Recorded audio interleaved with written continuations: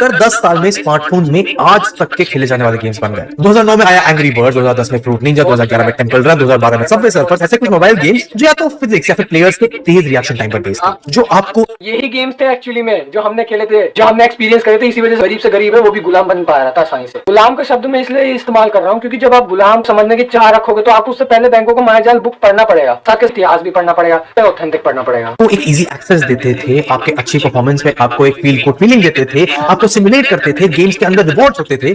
Base था, आकर पूरे देश को नॉमिनेट कर दिया। फ्री में मॉडल का मतलब है कि गेम तो फ्री हो खेलने के लिए, लेकिन गेम का एड फ्री वर्जन या पता है S49 में अभी भी यही चल रहा है, एड फ्री गेम खेलने के लिए आपको अभी पेमेंट से करना पड़ेगा। S49 यकीन नहीं होता तो S49 आप देख लो। एक्सेसरीज को खरीदने के लिए आपको पैसे देने होंगे, वो पैसे देकर आप अपना एक्सपीरियंस बेटर कर सकते हो। एंड यही प्रीमियम मॉडल्स गेम्स के लिए क्यों बुरा है उसकी बात आगे करेंगे। लेकिन इंपॉर्टेंट बात यह है कि कैंडी क्रश शायद ऐसा पहला गेम था जिसने बच्चों से ज्यादा, एक यंग ऑडियंस से ज्यादा बड़े लोगों का, अडल्ट अडल्ट लोगों को इसलिए इतना पसंद आया था क्योंकि एक्चुअली में अडल्ट लोगों को ये जितने भी युवा अच्छे एडिक्टिव यूआई वाले जो गेम्स थे उनके आंखों में चुभ रहे थे अच्छे वाले। इसलिए बड़े लोगों को कोई एडिक्टिव चीज चाहिए थी। बेरोजगारी तो इस देश में चल रही थी और उसके बाद जब गेमिंग आई तो गेमिंग को रास्ता मिल गया कि इन बेरोजगार युवा का ब्रेन कैसे हाईजैक करना है। तो ब्रेन हाईजैक करने के बाद क्या हुआ, तो ये गेमिंग और भी ज्यादा लेवल तक बढ़ गई। मैंने अपने दोस्तों के साथ कंपटीशन किया, मैंने कहा भाई मेरे तो बस की है ही नहीं कंपटीशन, मैं क्या करूँ इनके सामने। फिर उसके बाद जब हमने फ्रीमियम के बाद हमने थोड़ा थोड़ा जब नॉलेज होती रही, नॉलेज के बाद हमने देखा कि मोड वर्जन नाम के कुछ गेम्स भी आते हैं। बुजुर्गों का मार्केट बच्चों से तेज कैप्चर करा। 2012 के बाद से ये सिंपल से गेम्स और कॉम्प्लेक्स और इंटेंस होते जाते हैं। सुपरसेल द्वारा निकाला गया क्लैश ऑफ क्लैंस पहला ऐसा फेमस स्ट्रेटजी बेस्ड गेम रहा जो मल्टीप्लेयर एस्पेक्ट को यूज, इसी में बहुत कंपटीशन करते थे। मैंने फिर इसका पता चला भाई मोड वर्जन नाम की भी चीज होती है, क्योंकि यूट्यूब पे हम देखते थे तो उसमें बहुत कभी कभार रिकमेंडेशन में इतनी सारी क्रिएटिव चीजें आ जाती थी, तो उसमें हमने मोड वर्जन भी देखा, यार ये तो मोड वर्जन है। मोड वर्जन हम डाउनलोड करते, हमने डाउनलोड करने का सीखा, फिर हमने मोड वर्जन हमने खेलना शुरू कर दिया। और भी चीजें हैं भैया, ऐसे ही नहीं है, बहुत सारी चीजें तुम्हें पता नहीं है कि क्या हो रहा है यहाँ। रिलाई करता था। ये इंपॉर्टेंट इसलिए है क्योंकि अगर तुम उस एरा से निकले हो तो तुम भी बता सकते हो मुझे कमेंट्स में कि तुम्हारा फेवरेट मोबाइल गेम उस टाइम कौन सा था। लेकिन यही वो टाइम था जब मोबाइल गेम्स ने कंसोल गेम्स, पीसी गेम्स से ज्यादा पैसे बनाने शुरू कर दिए। जैसे सितंबर 2014 तक क्लैश ऑफ क्लैंस ऑलमोस्ट दिन का 5 यही सबसे बड़ी दिक्कत पैदा कर गया था हमारे देश में, बच्चों के दिमाग में। बहुत ज्यादा मेन पॉइंट मैं बताना चाह रहा था। $1.15 मिलियन का रेवेन्यू करता था। लोग घंटों इस गेम को खेलते रहते थे। अब 2000 के बाद से मोबाइल गेमिंग का फिर एक बार लेवल अप हुआ जब 2016 में आया पोकेमॉन गो, एक ऐसा गेम जो ऑगमेंटेड रियलिटी का यूज करके ऑडियंस को रियल वर्ल्ड में वर्चुअल एक्सपीरियंस दे रहा था। अब पोकेमॉन की फैन फॉलोइंग तो इंडिया में पहले से ही बहुत थी, लेकिन ये पहला ऐसा। राजीव दीक्षित ने कुछ चीजें मिक्सिंग कर दी थी, उन्हें देखना चाहिए था कि कार्टून्स भी बच्चों से रिलेटेड अभियान चलाना चाहिए था। अब हमें चलाना पड़ेगा बच्चों से रिलेटेड। हमें अब क्या करना, अब हमारी रिस्पॉन्सिबिलिटी बनेगी। यदि आप लोग भी हमारे साथ जुड़ेंगे तो फिर हमारी रिस्पॉन्सिबिलिटी इस बात की बन जाएगी कि हम बच्चों को भी कोशिश करेंगे जितना हमारे अंदर ताकत है, जितना हमें भगवान ने करने को कहा है कि इतना करो। आने वाले बच्चों के लिए हम कुछ ना कुछ ऐसा करेंगे, उन्हें सही रास्ता दिखाने की कोशिश करेंगे। तो सही रास्ता दिखाने वाला कोई था नहीं और राजीव दीक्षित इन मामलों में पीछे छूट गए थे या इनको नजरअंदाज कर गए थे, इस वजह से मारे भी गए। शायद ये भी कारण होगा। कार्टून से रिलेटेड भी थोड़ा ध्यान देना चाहिए था, वो भी ऐसे कार्टून जैसे ये पोकेमॉन, डोरेमोन, बेब्लेड, इन पे भी ध्यान देना चाहिए था, क्योंकि ये भी भले ही जापानीज है, ये कार्टून में कुछ खास बढ़िया नहीं है। बच्चों को सिखा रहे तो अच्छा है, लेकिन इतना अच्छा नहीं सिखाते कि वो देश के प्रति प्रेम करे। अब तो खैर एनिमे आनी शुरू हो गई है, एनिमे से रिलेटेड मैं वीडियो बनाऊंगा। एनिमे से रिलेटेड इसलिए वीडियो बनाऊंगा, जरूरी है भैया, एनिमे से रिलेटेड वीडियो बनाना इसलिए जरूरी क्योंकि बहुत ज्यादा मानसिक गुलामी उसकी वजह से भी हो रहा है। गेम था जिसके लिए लोगों को निंटेंडो को कंसोल नहीं चाहिए था,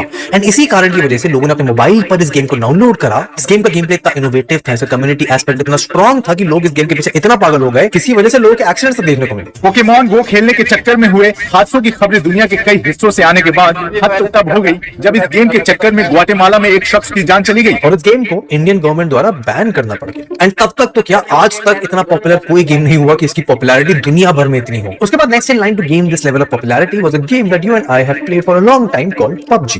उसने बहुत ही यूनिक कांसेप्ट था। मैं PUBG नहीं खेली इतने लंबे समय तक, लॉन्ग टाइम तक PUBG नहीं खेली थी, क्योंकि PUBG था ना वो मेरे को सूट नहीं होता था। मुझे चाहिए था एक तरह का ऐसा फिजिक्स वाला गेम जो एक्चुअली बेस्ड हो रियलिटी में, रियलिटी बेस्ड और फ्यूचरिस्टिक बेस्ड गेम मुझे ज्यादा पसंद थे। तो मैंने COD को चुना था, S49 को चुना था और जितने भी फ्यूचरिस्टिक गेम्स है ना उनको चुना था, क्योंकि मेरा मकसद था सिर्फ फ्यूचर। क्रिएटिविटी मेरे दिमाग में इसलिए थी क्योंकि मैंने स्कूल छोड़ने की कोशिश की थी। मैं चाहता था स्कूल छोड़ूं, इसलिए जिंदगी में आऊं और लोगों को सही रास्ता दिखाऊं, लेकिन कोशिश करो जितनी मेरी हैसियत है। आप एक रॉयल रंबल गेम, एक बैटल रॉयल गेम जिसमें 100 लोगों को एक आइलैंड पर बिना किसी रिसोर्स के साथ छोड़ दो एंड प्लेयर्स को गन्स, हेल्थ पैक कलेक्ट करनी होंगी, लूट्स होंगी, टीम को कोऑर्डिनेट करना, कम्युनिकेट करना। इससे बहुत ज्यादा कम उम्र में बच्चों के अंदर वायलेंस बढ़ना शुरू हो गया था, जो कि अमेरिका का आज जो हाल देखोगे, बहुत ज्यादा बच्चे मारे जाते हैं इन्हीं गेमों की वजह से। डिजिटल चीजें ज्यादातर ये ये गेमिंग जो होती है ये रियलिटी में एग्जिस्ट तो करती नहीं है। टेस्ट करना all while being just a mobile game जिसको कोई भी कहीं भी खेल सकता था। पबजी का लाइफ टाइम रेवेन्यू एक पॉइंट पर $3 बिलियन था, जिसमें से इंडिया का कंट्रीब्यूशन अकेले बहुत ज्यादा था। इस बैटल ट्रेवल के कॉन्सेप्ट पर और बहुत मोबाइल गेम्स बनी और चली भी। BGMI arena, free fire, call of duty mobile जैसे गेम्स में बाकी मोटिवेशन के साथ फ्री फायर कुछ ज्यादा एक्सट्रीम लेवल तक गया था इस मामले में। पबजी भी गया था, लेकिन पबजी पे बीच में कट गया था, गवर्नमेंट ने उसे बैन करने को कही। चलो अच्छा है, बैन भी कर दिया था। चाइना का तो ये सबसे घटिया माल था, बहुत ज्यादा वायलेंस क्रिएट कर रहा था आज के जमाने में। गेम को लाया गया। एंड क्योंकि इंडिया में सडनली इतना एक्सपोनेंशियल राइज आया स्मार्टफोन्स का, इंटरनेट का, तो देखते ही देखते गेमिंग जो एक समय पे टबू माना जाता था, बड़े बुजुर्गों की समझ में नहीं आता था गेम खेलने से क्या मजा मिलता है, वो सडनली सबको समझ आने लग गया था, which also unsurprisingly gained a big boost because of lockdown। लेकिन लॉकडाउन से पहले तक भी इंडियन लॉकडाउन पता है क्यों हुआ था?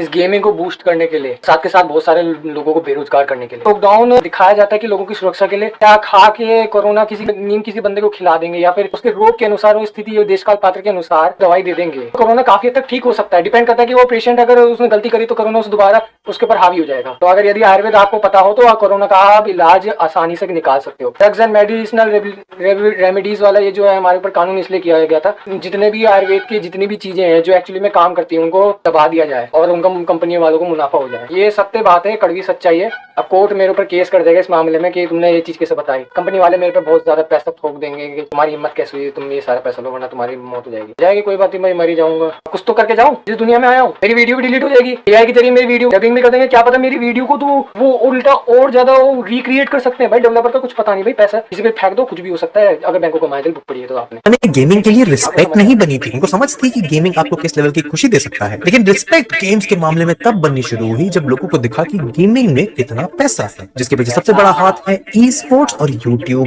गेमिंग का। जैसे 2015 मंदी आने के बाद क्या होता है, मतलब अगर यदि आप घोर कलयुग की बात करें तो घोर कलयुग अभी चल रहा है, घोर कलयुग, गोल्डन एज नहीं चल रहा है। यदि आप जमीनी हकीकत देखोगे तो घोर कलयुग चल रहा है। तो इस जमाने में अगर यदि आपको नहीं पता तो जब कलयुग की शुरुआत हुई थी तो 5 चीजों से हुई थी जिसमें पैसा भी था। तो इस जमाने में पैसे की कमी के कारण लोगों में ट्रस्ट बनना बंद हो गया था। अब पैसों की वजह से ही आज के जमाने में आप किसी के ऊपर ट्रस्ट कर सकते हो। महंगा बेचोगे तो क्या होगा, आपके ऊपर ट्रस्ट नहीं बनेगा। यदि आप सस्ता बेचोगे, जितना हो सके सस्ता बेचते सस्ता पे सस्ता करते जाओगे ना तो उतना आपके ऊपर ट्रस्ट बनता रहेगा। ये कंपटीशन का जमाना है और हमारे देश में वैसे कॉर्पोरेशन होता है। यदि आप राजीव दीक्षित का व्याख्यान देखा होगा, कॉर्पोरेशन वाली बात करते हैं और गांधी जी ने भी करी थी। में भी क्लैश ऑफ क्लैंस के लोकल टूर्नामेंट हुआ करते थे, लेकिन ई स्पोर्ट्स को असली ब्रेक थ्रू पबजी मोबाइल की लॉन्च से मिला, जिसकी वजह से इंडिया में ई स्पोर्ट्स के लिए एक सिग्निफिकेंट मार्केट एस्टैब्लिश हो गया। PUBG mobile club open 2000 India finals में कुछ ऐसे प्लेयर्स और गेमिंग कंटेंट क्रिएटर्स फीचर करे जो बाद में चलकर इंडिया के ई स्पोर्ट्स टीम वही लोग हैं जिन्होंने हमारे देश में सबसे ज्यादा तो मोटर हमारे देश में भ्रांतियां फैलाई हैं। हमारे बेरोजगार युवा या फिर नॉर्मल युवा ब्रेन वॉश हो गए, इन्हीं लोगों की वजह से हुए थे। इनको पता नहीं कि ये इनडायरेक्टली धर्म कर रहे हैं, इनको पैसा तो दिख रहा है लेकिन इनको पता नहीं कि इनडायरेक्टली धर्म कर रहे हैं। इनकी वजह से कितने बेरोजगार युवा, पहले पैसे मिलते थे और उनकी कंपनी जो जिनमें काम करते थे उनको कितना ठप किया गया था।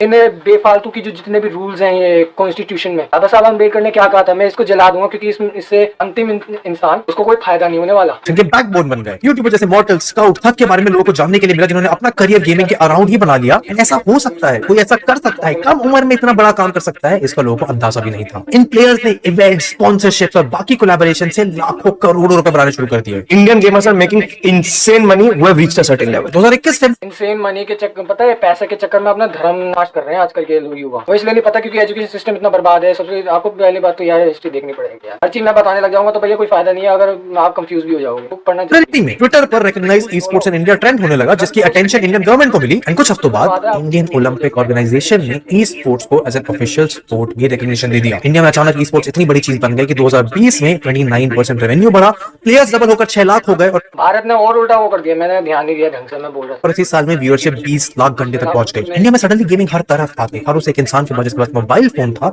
स्मार्टफोन था, उसके मोबाइल फोन में गेम था। गेमिंग में पैसा, करियर, शोहरत, फेम सब मिल रहा था। गवर्नमेंट सपोर्ट कर रही है। सरकार जिसको सपोर्ट करेगी ना उसी चीज पे होगा। अश्लील लोगों को भी सपोर्ट करती है सरकार। आपको पता नहीं कितनी बिकी हुई है सरकार। जब तक हम दबाव नहीं बनाएंगे ना सरकार में, तो देश ठीक नहीं होगा। और अच्छी चीज के लिए दबाव बनाना चाहते हैं हम सरकार को भी ना, इन विदेशी लोगों से कराना चाहते हैं। लेकिन सरकार पैसा, फेम, न जाने क्या क्या मिल रहा है इस गेमिंग के जरिए, यही तो बच्चे चाहते हैं। और प्रसिद्धि के चक्कर में पता नहीं बच्चे धर्म करने लगे पड़े हैं। भाई प्रसिद्धि है जो एक्चुअली में सर्वनाश कर रही है। यदि आप मेरी बात समझ रहे हो, जितने भी देशभक्त लोग हैं मेरी बात समझ रहे होंगे कि मैं क्यों कह रहा हूँ। एआई के जरिए और भी सर्वनाश होने वाला, और अधर्म होगा भाई एआई के जरिए। तो तुम्हें दिख नहीं रहा है लेकिन और अधर्म होगा। तुम्हें सिर्फ वही देख सकते जो जमीनी हकीकत पे। पेरेंट्स सपोर्ट करने लगे थे। ई स्पोर्ट्स लेवल पर, लोकल लेवल पर, कॉलेज लेवल पर गेमिंग टूर्नामेंट हो रहे थे। लोग एक दूसरे से कनेक्ट कर पा रहे थे गेम्स के बारे में। लेकिन इस सबके बाद भी एक हिस्सा था जो इस सबसे बिल्कुल खुश नहीं था, एंड वो थी इंडिया की पुरानी गेमिंग कम्युनिटी। जो ये हाँ, इंडिया की पुरानी गेमिंग कम्युनिटी का एक्चुअली में खुश ना होने का ये कारण था कि वो पीसी में खेला करते थे। मोबाइल और पीसी में जो स्किल्स होती है ना वो डिफरेंट होती है। मोबाइल में आसानी से तो हो नहीं पाता इतनी ज्यादा एमिंग, क्योंकि मोबाइल छोटा। पीसी और कंसोल में बहुत आसानी से एमिंग हो जाती है, पर लेकिन वो फेयर खेलना नहीं होता। इसलिए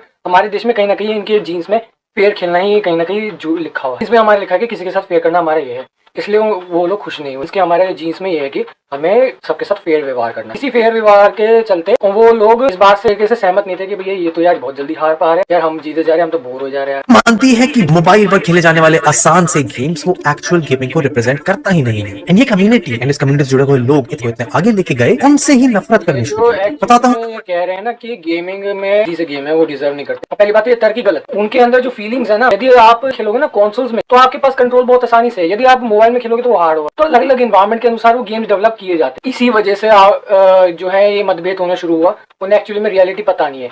एनवायरनमेंट देखो, गेमिंग एनवायरनमेंट दो तीन तरह के, एक तो पीसी वाला गेमिंग एनवायरनमेंट, एक कंसोल वाला और एक होता है मोबाइल वाला। इन तरह के एनवायरनमेंट के अनुसार उनको थोड़ी बहुत कोडिंग की जाती है, क्योंकि स्क्रीन साइज के अनुसार भी तो उन्हें कोडिंग की जाती है कि इतने स्क्रीन साइज है तो उसके अनुसार इतने एरिया में इतना दिखाना है। क्योंकि बहुत ज्यादा बड़ी बड़ी कंपनी होती है ना, वो कम्युनिटी इतनी बड़ी होती है, तो इस चीज को तो वो जानते नहीं। इस वजह से वो मतभेद होना शुरू हो गया था। तो ये चीज इनका तर्क थोड़ा या तो ठीक, आधा ठीक ठाक है, आधा गलत है, आधे से भी ज्यादा गलत है, थोड़ा वो ठीक ठाक।